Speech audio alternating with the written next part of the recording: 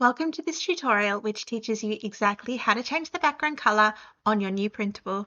So you can see I have already loaded in my design and I'm ready to start editing. If I wanted to change the background, all I have to do is click on it and then this toolbar up here appears. I just go to background color and that allows me to go into this small rainbow tab here. If I click this one, it brings up a color slider so I can either enter a hex code or I can use the slider and adjust it to the perfect shade. Canva also has a huge library of resources, so say that you wanted to have a texture as your background, you can also do that by going to the Elements tab. Click the Elements tab, search for the background texture that you would want. For example, if I wanted a watercolor background, I would type in watercolor texture. I would go to Photos, and you can see there's a huge range of elements in here.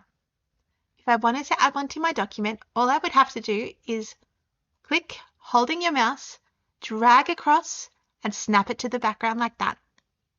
I can then adjust the intensity by clicking on it, and in the top right-hand corner, adjusting the opacity. I can use the slider and scale it up and down and find the perfect intensity. If I wanted to now remove this background, I absolutely can. All I have to do is click on it and hit the delete key on my keyboard.